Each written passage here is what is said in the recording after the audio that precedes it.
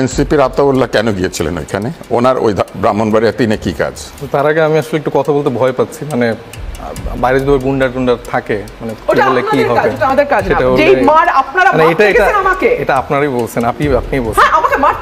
আমি আমারটা একটু বলি, একটু বলেন। মারতে আসলে মারবো 2.5 মিনিট, এখন একটু টাইম দিতে হবে পরের বার। আচ্ছা, তো যেটা হচ্ছে ফ্যাক্ট, ওইখানের ঘটনার ভিডিও ফুটেজ সব আপনারা সবাই দেখেছেন। এটা নিয়ে আমি নতুন করে আসলে আলাপ করতে চাই না। এইভাবে হাতের ইশারা দিয়ে একজন নির্দেশ দিচ্ছেন, মারো, আটকেন। আমি আপনার সামনে আপনি ভিডিও ফুটেজটা দিয়েন। হ্যাঁ, ওইখানে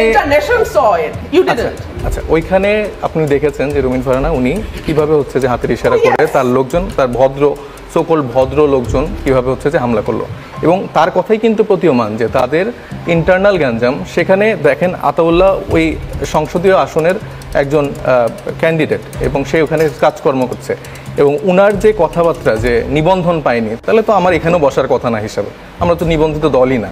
তো সেভাবে উনি যেভাবে আমাদেরকে ট্রিট করেন, যেভাবে ওনার ভাষা প্রয়োগ করছেন, কি বললেন, ডাকাতের মতো দেখতে, তারপরে কাচরা, বস্তির ছেলে, ফকিন্নির বাচ্চা, ফকিন্নির বাচ্চা। আচ্ছা প্লিজ আপা, আপনি সিনিয়র, আপনাকে এই সম্মানটুকু আমি করি। আমার সময় কথা বলবেন না, আপনি আপনার টাইমে কথা বলবেন প্লিজ।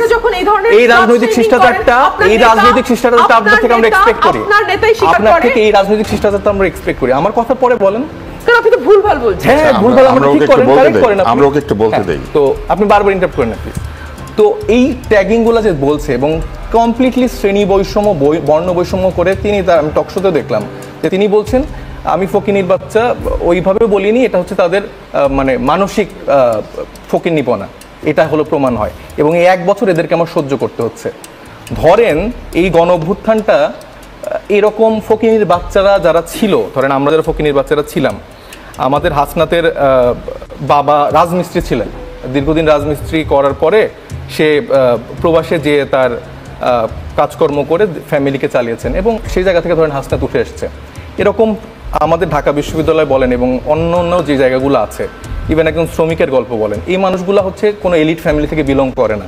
এই ফ্যামিলিগুলা ধরেন যে শামীম ওসমানদের সাথে তাদের পারিবারিক বন্ধুত্ব জায়গা থাকে না, শেখ পরিবারের সাথে তাদের বন্ধুত্বের জায়গা থাকে না, আলাদা করে কেউ বলে না যে ফজিতুল্লাহ নেসার মতো আমার একজন বউ লাগবে, এরকম কোট আনকোট অনেক কথা যারা বলে যে 17 বছর ধরে আমাদের দীর্ঘ ত্যাগ, দীর্ঘ জার্নি আছে, সেটা আমরা তো আসলে দেখেছি যে তাদের জার্নিটা কীরকম। একটা কুসুম কুসুম বিরোধিতা করা, কিন্তু টকশোর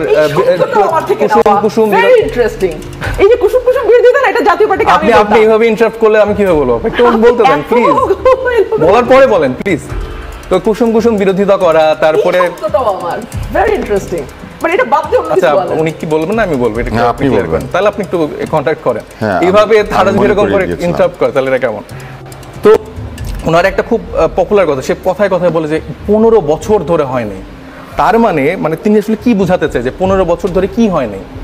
15 বছর ধরে বেগম খালেদা জিয়াকে আটকে রেখে তিলে তিলে মেরে ফেলার ঘটনা হয়েছে, তারপরে 15 বছর ধরে বিএনপির গুম খুন করা হয়েছে। হ্যাঁ, তারা অনেকে হয়তো বা খুব আরামায়েশে ছিল, হয়তো বা কিছু তর্ক বিতর্ক আমরা সোশ্যাল মিডিয়া, টিভিতে দেখতাম, কিন্তু বিহাইন্ড দ্য সিনে তাদের কিন্তু ওই রকম কষ্ট হয় না। তারা, উনি আবার এটা বললে এখন বলবে যে প্লট চাওয়ার কথা বলা হয়েছে, উনি চেয়েছেন তো। হ্যাঁ, উনার ঢাকায়, চট্টগ্রামে উনাদের আমার কথার টাইমে কেন কথা বলছে ভাই? এটা তো একটা আপনি বলবেন, বেসিক ম্যানারিজম আপনি বলবেন। আমি তো তার থেকে এই বেসিক ম্যানারিজম, এই শিষ্টাচারটা তো এক্সপেক্ট করি। আমি তো সময় কথা বলি। বলেন কারণ আপনার 15 বছর ধরে উনি এরকম করে কথা বলে এসেছেন, এরকম জায়গাগুলো সে মানে ইউজ করেছেন, এবং তার পরবর্তীতে তার নেতাকর্মীদের আমরা দেখেছি যে একটা বড় গ্রুপ, তারা কিন্তু কোনো আপোষ করেনি। বেগম খালেদা জিয়াকে আমরা বলি যে আপোষের নেত্রী, এবং তাকে আমরা আসলে কোনো দলের ভিতরে আর ফেলি না, তিনি আসলে দলের ঊর্ধ্বে চলে গিয়েছেন। তো এই টাইপের ফিগার এরা যখন কোনো কিছুতে আপোষ করে না, তখন আমরা দেখি যে একটা নির্বাচনে 4-5 জন বিএনপির কেউ সংরক্ষিত আসন দিয়ে ইলেকশনের ওইটাকে লেজিটিমেট দিয়ে দেয়, লেজিটিমেসিটা উৎপাদন করে। তো এই মানুষগুলো তো মানে তারা অনেককে অনেকভাবে দোষারোপ করে, তো এরাও তো সমানভাবে দায়ী। টকশোতে 2-1টা বড় বড় কথা বলা আর রিয়েলিটি ডিফারেন্ট। আমরা রাজনীতিতে আমরা দেখতেছি, ফকিন্নির বাচ্চা হয়েও আমরা রাজনীতির এই জন্নাতে থাকি, এবং তাদের যে এলিটিজম এবং তাদের যে চিন্তা যে পরিবারের বাইরে কেউ হইতে পারবে না, তার একটা ভালো ফ্যামিলি ব্যাকগ্রাউন্ড আছে, ভাইদের ভালো ফ্যামিলি ব্যাকগ্রাউন্ড আছে, তো একজন কৃষকের ছেলে কি স্বপ্ন দেখতে পারবে না রাজনীতিতে আসার জন্য? এটা তো একটা মানে চরম মানে ধন্যবাদ, মানসিক সাইফ। উন্মাসিকতা। সাইফ, আমরা এবং একটু- না আমি আমাকে আমরা এখন আমার ওইখানে টাইম অনেক যাবো। ইন্টারাপ্ট করতে পারি। এটা তো একটা চরম মানসিক আপনি উন্মাসিকতা। আবার সুযোগ পাবেন, না আমি তো হলে শেষ এইখানেই করি, আমি তো শেষ হয়ে শেষ করে যাবে। দিই। আচ্ছা আমাকে সেটা আমাকে বলতে দেন। এটা চরম মানসিক উন্মাসিকতা, এটা একটা হাসিনা সিনড্রোম। তিনি যে ভাষায় কথা বলছেন, যেভাবে অ্যাটাক করছেন, যেভাবে ছোট করছেন, তার থেকে তো আমরা অনেক কিছু এক্সপেক্ট করেছি। তার আসলে ক্ষোভের জায়গাটা কই, তার আসলে কষ্টের জায়গাটা কই, হাসিনা কেন চলে গেছে, এটা কেন ভাঙা হয়েছে, আওয়ামী লীগ কেন নিষিদ্ধ হয়েছে। একটু আগে বললো যে আমরা শিওর না যে আসলে আওয়ামী লীগ মানে ইলেকশনে আসবেন কিনা, তাদের ভোট ব্যাংকে সে টার্গেট করছে, তাদেরকে সে কোনোভাবে মানে মিস করা থেকে বাদ দিতে পারছে না, এবং তাদেরকে কোনো না কোনো ফরম্যাটে সে ফিরিয়ে আনতে চায়। তো এই মানুষগুলো তো বাংলাদেশের জন্য শত্রু। তারা বলবে যে ভাই আমার তো অনেক দিনের দীর্ঘ জার্নি, আমার তো এটা ওইটা, বাট দিস ইজ অ্যাবসলিউটলি রং। এবং তারা যেভাবে মানুষকে ছোট করে রাজনীতি করছে, যে ভাষায় কথা বলছে, হাসনাত আব্দুল্লাহ তার ওই ভিডিও দেখে বলেনি, হি ইজ এ জেন্টলম্যান। সে তার কথা যেটা বলেছিলেন আওয়ামী লীগ বিষয়ক সম্পাদক, উনি রাজনৈতিক ভাষায় কথা বলছেন, উনি রাজনৈতিক ভাষায় অ্যাটাক করতেন? উনি তো পুরো শ্রেণী বৈষম্য করলো, উনি পুরো বর্ণ বৈষম্য করলো, গায়ের রং নিয়ে কথা বলছে, তার ফিজিক নিয়ে কথা বলছে, তার ফ্যামিলি নিয়ে কথা বলছে। তো তার মতো এত বড় রাজনীতিবিদ, এত দিনের দীর্ঘ রাজনীতিবিদ, এত ভালো ফ্যামিলি ব্যাকগ্রাউন্ডের মানুষ এরকম কথা কিভাবে বলে? এই তাদের এলিটিজম, এই তাদের ভালো আপনি ব্যাকগ্রাউন্ডের আপনার- পরিচয়। তার চেয়ে তো আমার মনে হয় যে কৃষকের ছেলে অনেক বেটার। আপনি আপনার- আমরা আমাদের রাজনীতিটাতে বলছি যে এইখানে তারা আমাদেরকে 1 বছর ধরে হয়তো সহ্য আপনি করতে পারছে আপনার না। দুইবারের সময় তারা হয়তো ভাবছে যে তারা 1 বছর ধরে আমাদেরকে সহ্য করতে আপনি পারছে না। আপনার কিন্তু দুইবারের নতুন সময় একবারে খরচ করে নতুন দিয়েছেন। নতুন বাংলাদেশে এই মানুষগুলোকে নিয়ে সাথে হাঁটতে হবে। তাদের যে সো কল্ড যে ফিলোসফিক্যাল জায়গা, ধন্যবাদ। ন্যারেটিভের জায়গা, এগুলো ভাঙতে ধন্যবাদ হবে এবং সব ধন্যবাদ। মানুষকে আমরা আশারিত সংসদ নির্বাচন, এই কথা বহুবার বলা হয়েছে। আমাদের প্রধান উপদেষ্টা কথা দিয়েছেন ফেব্রুয়ারিতে নির্বাচন হবে, এবং তার সঙ্গে তার সবচাইতে গুরুত্বপূর্ণ যিনি ব্যক্তি, যিনি সব কমিউনিকেশন করে থাকেন, প্রেস সচিব, তিনিও বলেছেন যে নির্বাচন হবেই। অন্যান্যরাও এই বিষয়টিকে সমর্থন করেছেন। বিএনপির স্থায়ী কমিটির সদস্য সালাউদ্দিন সাহেব বলেছেন নির্বাচন নিয়ে সরকার কিংবা বিএনপির সংশয় নাই। আমি আপনার কাছে শুনতে চাই যে সংশয় নাই, কিন্তু মানুষ কেন ভাবছে যে নির্বাচন আদৌ হবে কিনা, হলে কি সেটা গ্রহণযোগ্য নির্বাচন হবে কিনা, কিংবা নির্বাচন কি আসলে কোনো ধরনের প্রভাবমুক্ত থাকবে কিনা? আপনাকে অসংখ্য ধন্যবাদ। এখানে অনেকগুলো বিষয় জড়িত। বিএনপি বাংলাদেশের এই মুহূর্তে সবচেয়ে বড় রাজনৈতিক দল হিসেবে, বিএনপি অতীতে রাষ্ট্র পরিচালনার দায়িত্বে থাকা দল হিসেবে, বিএনপি দীর্ঘ 17 বছর একটা স্বৈরাচার বিরোধী আন্দোলনে সবচেয়ে সক্রিয় রাজনৈতিক দল হিসেবে মাঠে থাকবার একটা হিসাব থেকে ডেফিনেটলি রাষ্ট্রের সরকারের দায়িত্বে যেই ব্যক্তি আছেন তার কথার উপর রাজনৈতিক দল হিসেবে নিশ্চয়ই বিএনপি আস্থা রাখতে চায়। এবং আমাদের দলের টপ থেকে শুরু করে একদম তৃণমূল পর্যায়ের নেতাকর্মী যারা আছেন, আমরা কিন্তু সকলেই ফেব্রুয়ারিকে নির্বাচনের সময় ধরেই আমরা আমাদের প্রস্তুতি শুরু করেছি এবং আমাদের প্রস্তুতি আমরা আমাদের মতন করে চালিয়ে যাচ্ছি। এখন আপনার যে প্রশ্ন, মানুষের মধ্যে নানান রকম সংশয় কেন, এই সংশয় থাকাটাও কিন্তু খুব অস্বাভাবিক না তুষার ভাই। কেন? আপনি দেখুন, এই যে দীর্ঘ 15 বছর, 2008-এ মানুষ লাস্ট ভোট দিয়েছে, আর এখন 25 চলছে, 15 না 17 বছর।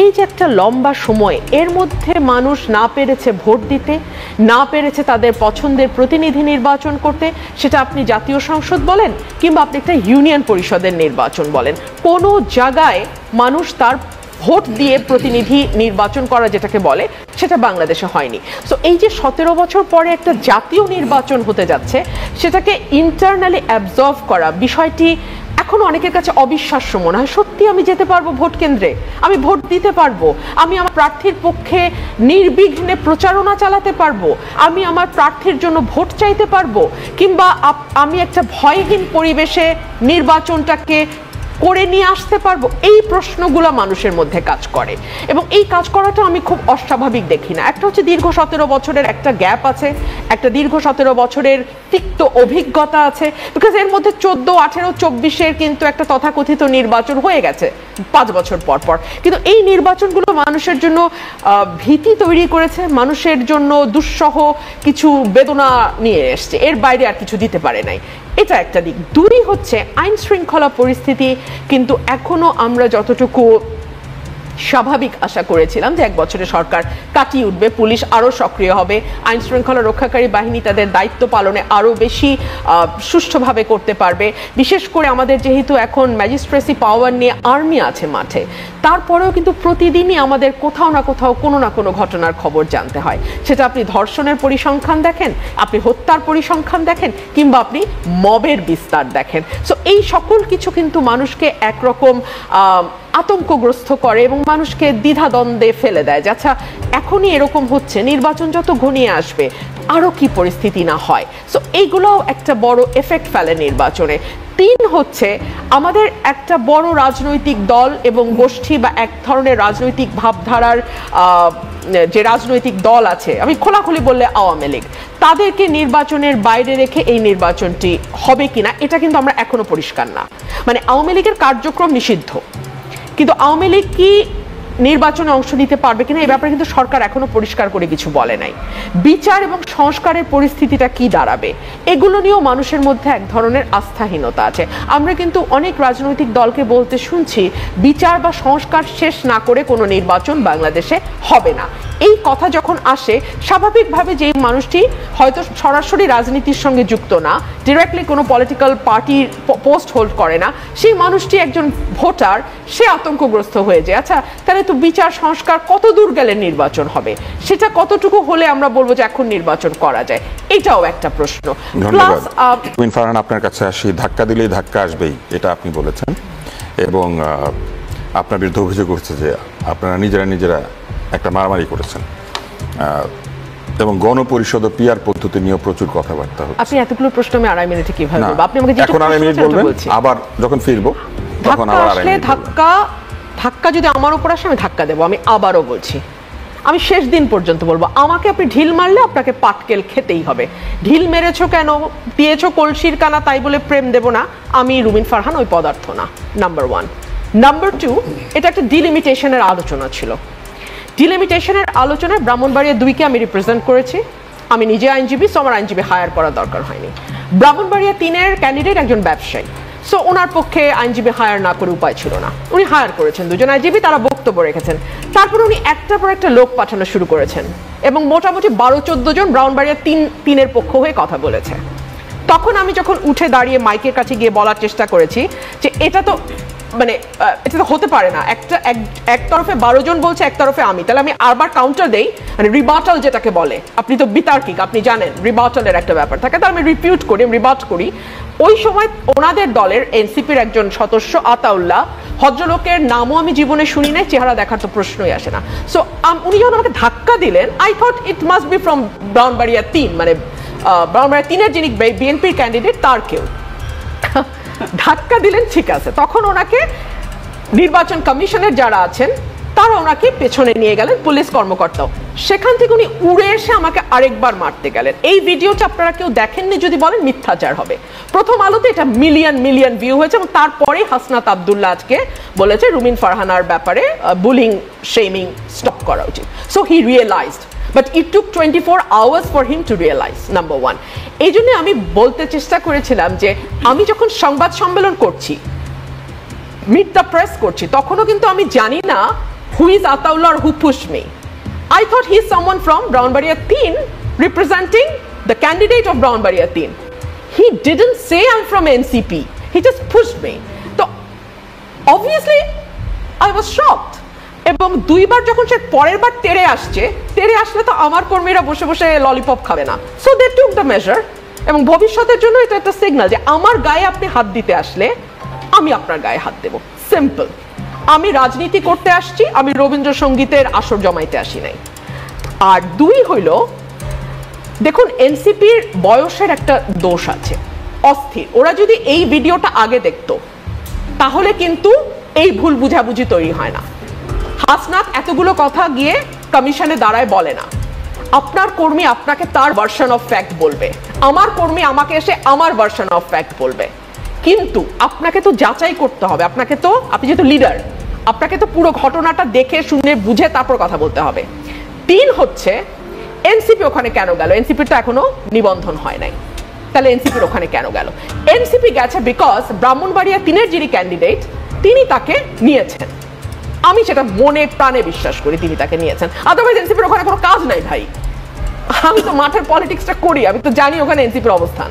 সো তাকে নেওয়া হয়েছে, এবং যেটা আমি দলকে বলবো সাবধান হতে, কিছু কিছু প্রার্থী তাদের ব্যক্তিগত স্বার্থ এবং ব্যক্তিগত পলিটিক্যাল হিসাব নিকাশের কারণে